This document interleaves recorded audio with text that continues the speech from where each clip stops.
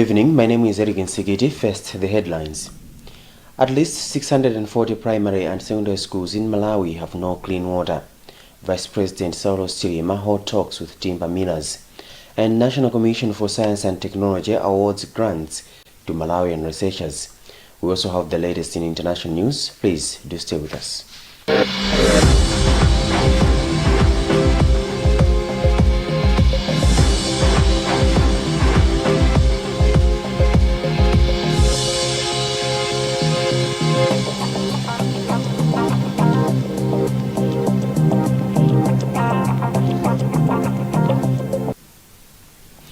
In our first story this evening, at least 640 primary and secondary schools in the country have no potable water, the Ministry of Education has disclosed. The ministry conducted the assessment in the wake of the COVID-19 pandemic. Washing hands is one of the most important preventive measures for coronavirus. Patience Lunda has the story. According to the minister responsible, Agnes Nyalonje, they are currently working on the challenge where they will, among others, drill boreholes in the affected schools to ensure they have potable water. Nyalonje disclosed this when the Presidential Task Force on COVID-19 had an interface with local leaders and representatives of faith groups on COVID-19 response in Mzuzu on Friday. She said out of 640 schools, 440 are primary schools and 200 are secondary schools. Nyalonje said the Ministry of Education was allocated 5 billion kwacha, which will be used to drill boreholes in schools, construction of 363 low-class classrooms, and the other chunk of money will be used for the recruitment of 3,270 auxiliary teachers. What we've decided is that instead of spending a lot of money on tents and providing tents as a temporary measure in the schools, we feel that while it might take a bit longer, it's better to invest the few resources we have in more permanent structures, which can be done more quickly, but also be as durable as possible.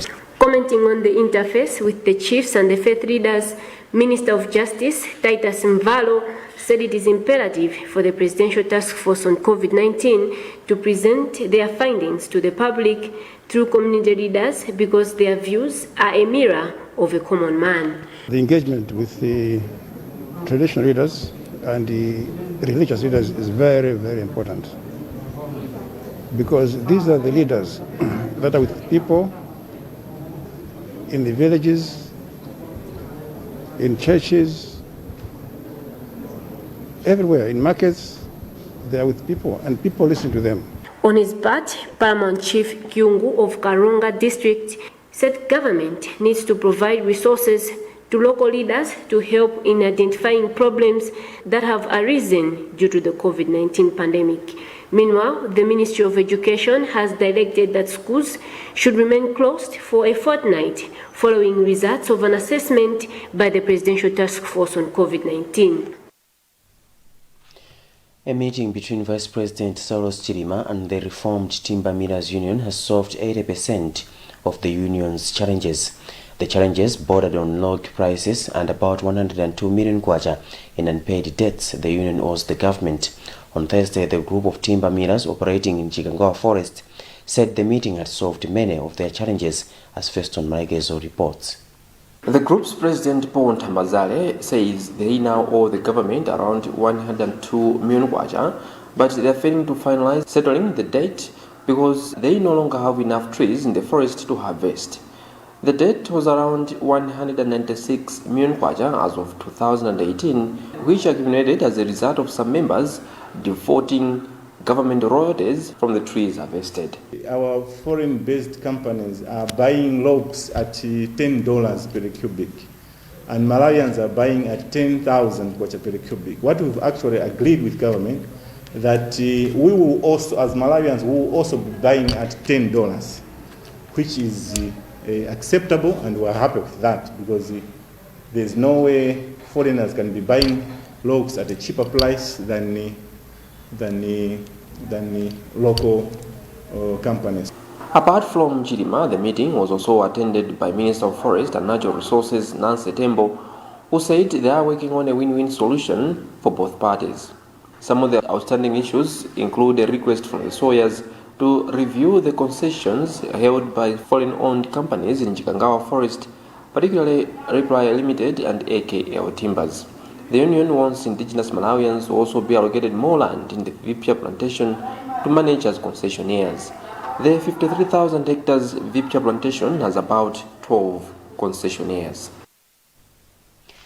The National Commission for Science and Technology and the Ministry of Health have awarded grants to 12 researchers in the country. Health Minister Kwagwanji Chiponda has since emphasized the importance of research to Malawi's health service delivery system. Audrey Kabaramula reports. 6 grants have been awarded in health systems operations research and 6 in renewable energy and agriculture biotechnology. Chiponda said it is important for Malawians to take lead in finding solutions to the problems that people are facing in the country. They have given grants to 6 researchers from our ministry. These are different doctors, and their topics, they are well thought, and they will really assist us because they're looking at the experience of the health workers who are involved in the COVID-19 pandemic, but they're also looking at how we can manage our data. Deputy Minister of Education Madalitso Kambaua Wirima also said research plays a critical role in informing policymakers. Research can inform issues in agriculture, can inform issues in health, can inform issues in even education itself. But research, like I said, is very, very important in informing policymakers as well as politicians. Chairperson of Scientific Awards Committee at National Commission for Science and Technology, Chomola Mikeka, said investing more in research allows researchers to produce results with greater impact. For these researchers, we have confidence that they should be able, in a record time, produce results, and also maybe have a forum to attest to what they have produced with the funding that they've received. Grace Nzumala is one of the 12 researchers. We want to show how important it is to have reliable health information systems that help you know on time who vital statistics. So simple things like deaths and births. We need to create a system where it is very quickly and very easily able to know that, to get that data. The research grants amount to 166 million kwacha from an initiative consortium of funders. Senior Resident Magistrate Sharin Chirwa has committed to the High Court the 5.1 billion kwacha cement case. Former security aide Norman Chisale, former director of state residences Peter Mukito, businessman Mamed Shafi Shunara, and former Malawi Revenue Authority Deputy Commissioner Rosa Mbirizi are being accused of deceitfully importing 800,000 bags of cement duty-free. Rebecca Chincheka has more in this report, read by Audrey Kabaramula. The first count is fraud other than pretense, in which Chunala, aged 26, Chisale, Mukito, and Mbirizi, between the years of 2018 and 2019, by deceit, lied that the goods were imported by the former head of state, Arthur Peter Mutarika. They imported 800,000 bags of cement with duty-free, disadvantaging government 1.5 billion kwacha. The accused are also answering money laundering contrary to the Financial Crimes Act, where Chunala and Gisale, between the same period, converted 800,000 bags of cement with the aim of concealing the illicit origin of the property. Mukito and Mbirizi are being accused of money laundering for facilitating the conversion of 800,000 bags of cement by the other 2 accused. Other charges include abuse of office, smuggling, aiding and abetting smuggling, and use of falsified documents. Steve Kayuni, Director of Public Prosecution, said they will be waiting for the High Court to set a date for the trial to commence. So upon transmission to the High Court, which is in the quickest of time, we should be able to obtain a date for hearing when the High Court has located a judge who can hear the matter. Lawyer representing the accused, Paul Nkurabasa, said they will also wait for the state to serve them with documents for the case. The state has thought it wise to refer the case to the High Court to be tried there. So today we were coming to have the case transferred from the Magistrate Court to the High Court. Need to be served with the documents, with the evidence that the state has. We'll look at it, then we'll prepare accordingly. The 4 were arrested last year. Audrey Kabaramula ending a report filed by Rebecca Jinjega. Blantyre City South constituency, a member of parliament, Noel Libiba, has encouraged his constituents to plant trees to conserve the environment. Libiba was speaking when he led people in his constituency in a tree planting exercise at Sochi Hill. He later spoke to our reporter Jameson Chauruka. It had indigenous trees, but I think there was a time, I think from 1995, if not 1996, people said, well, there's democracy, so they would just cut trees anyhow. So we need to... This city in Malawi, even in Southern Africa, one of which makes Blantyre City beautiful is because of hills. As you may recall, Blantyre City it has been surrounded by hills. One of the hills is here where we are is Sochi Hill. Therefore, wanted to make it beautiful again by planting trees. As you have seen, Sochi Hill is bare.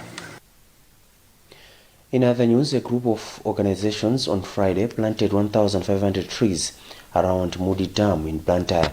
Thomas Kachere reports that the organizations put together resources to bring back vegetative cover in the area. Vegetative cover plays a vital role that includes slowing down the flow of water and soil erosion. Understanding the need, Coordination Union for the Rehabilitation of Environment, CURE, in partnership with Wildlife and Environmental Society of Malawi, Center for Environmental Policy and Advocacy, Concerned Youth Organization and Churches Action in Relief Development, came in and planted trees or aimed at protecting Moody catchment area. Saulos Chilima is board chair for Malawi Environment Endowment Trust. We are making progress. There are some trees that have been planted in the past, and we can have testimony today that they're doing well. I once worked for the Wildlife and Environmental Society of Malawi from 1991 to 2014. In 1994, we asked Blantyre Water Board to give us a piece of land close to Coronation Dam, which is very close to Blantyre Water Board offices. If you go there today, you will find about 6 hectares of well-managed forest. It's a big forest. Caroline Chitenje of Concerned Youth Organization says the youth have a big role in taking care of trees. We are the future. The old people will be gone and will be left here. So if we don't conserve the trees, we don't conserve the forest, our environment, that means we will be the ones to suffer in the future. Precious Puzani of Blantyre Water Board has therefore expressed gratitude for the gesture by the organizations. He says there is need for more to follow suit to protect Moody Dam, which is always affected by siltation. Yeah, I think the dam has been affected probably about 60%, so we are currently on 40% due to being subjected to heavy siltation, as I've already said. And what is happening now is there is a lot of mud there at the dam due to deforestation as an impact. After pulling together the resources, the organizations are of the view that survival rate will also be high. This is the news on Times Television, TTV. When we come back, we'll bring you the latest in international news.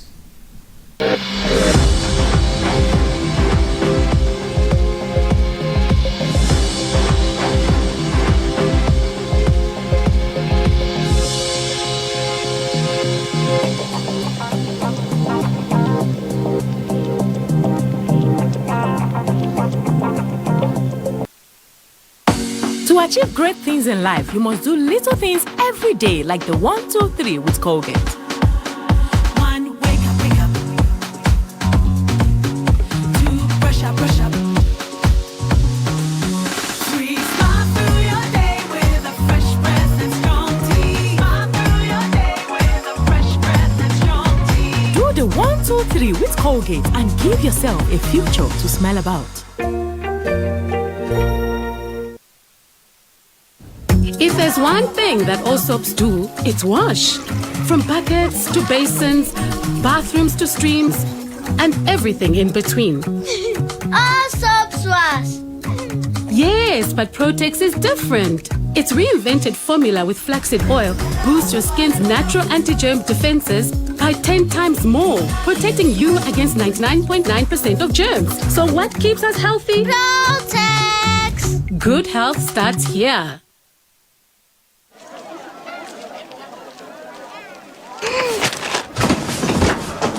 Do your gums hurt? Yeah. Does your toothpaste contain sage, eucalyptus, myrrh, chamomile? All that in one toothpaste? Yes, try Colgate Herbal. Colgate Herbal contains nature's best herbs and Colgate's fluoride technology to give you strong teeth and healthy gums. Ah, Colgate Herbal. Let's go.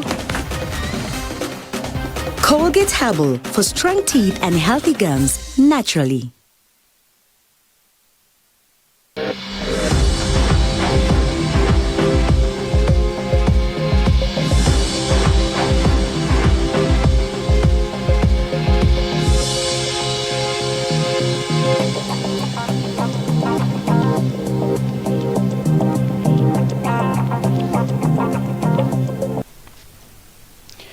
Welcome back. In international news, as part of its power grab this week, Myanmar's military cut cover the crisis. On Monday, my colleague were out of reach for 3 or 4 hours when the military totally shut down not only internet, mobile, services. So they didn't come online. And on the morning, we were having very early newsroom meetings and how we are going to report. And then 7 a.m., they all gone. Internet shutdowns in Myanmar are not new. In the context of Myanmar, internet shutdowns have been happening over the past years. I mean, for instance, there are a number of townships in the Rakhine and Chin states that have not had internet connection or have been throttled, reduced internet connection for a long time. Internet cuts have been tracked in Uganda, Ethiopia's Tigray region, Belarus, and India, among other countries, around times of contested elections, protests, or civil unrest. In Kashmir, access to fast internet has been blocked since India revoked the contested region's special status in 2019. India says the blocks are needed to fight extremism and false news. Whenever, even right now, if there is a gun battle in South Kashmir, the government will suspend internet of that area. Internet blackouts, slowing the internet, and blocking websites make access to information more difficult. When you find yourself in a crisis and you don't have access to information, you're not able to reach your family and friends, you are left in a state of confusion. So much so that the UN has declared internet blackouts unlawful. They're a very blunt instrument that is being used to cut off people's right to access information. The state of the internet in Myanmar has changed regularly over the past week, but journalists and activists say they remain determined to communicate. Isha Sarai, VOA News, Washington. And the pro-democracy group Freedom House has released a report detailing how countries such as China, Rwanda, Saudi Arabia, Iran, Russia, and Turkey systematically employ violence and intimidation against exiles and diasporas to silence dissent beyond their borders. VOA's diplomatic correspondent Cindy Sen has the details. The world recoiled in horror when prominent journalist and U.S. resident Jamal Khashoggi was murdered in the Saudi consulate in Istanbul in October 2018. Khashoggi became the face of a practice known as transnational repression, when a dissident flees a country yet still faces persecution in exile. Freedom House released a report Thursday documenting the practice. The report is really our effort to try to describe the global scale and scope of this phenomenon, and to put some numbers and to put some figures and to put some faces behind something that happens to many people all around the world. The report says there have been at least 608 cases of transnational repression since 2014, including assassinations, abductions, assaults, detentions, and unlawful deportations. It includes case studies of 6 leading states that target exiles and diaspora communities: China, Rwanda, Saudi Arabia, Russia, Iran, and Turkey. Even high-profile dissidents are targets of authoritarian leaders, in a practice that Freedom House says has been normalized. Not only the killing of Jamal Khashoggi, but, for instance, the kidnapping of Paul Rusesabagina, a very famous Rwandan activist who was living abroad, who was kidnapped in August, the kidnapping of multiple Iranian dissidents in the last year, the assassination repeatedly of Chechens, especially in Europe, by Russian authorities. Another prominent case is Lujain al-Hudlo, a Saudi activist who helped win the right for women to drive. She was kidnapped from the United Arab Emirates in 2018 and imprisoned in Saudi Arabia, where she says she is being tortured. To help stop such cases, the report urges democratic nations, including the United States, to review their asylum, deportation, and rendition policies to prevent future repression. Cindy Sain, VOA News. Well, that's the news for now, but before we go, the headlines once again. At least 640 primary and secondary schools in Malawi have no water. Vice President Saulos Chilima held talks with timber millers. And National Commission for Science and Technology awards grants to Malawian researchers. You've been with me, Eric Instigiti, but remember you can get more on these and other stories by visiting our website www.times.mw, on our Facebook page Times360 Malawi, and on Twitter at Times360 Malawi. Remember to wash your hands regularly, observe social and physical distance, and mask up. Please stay safe.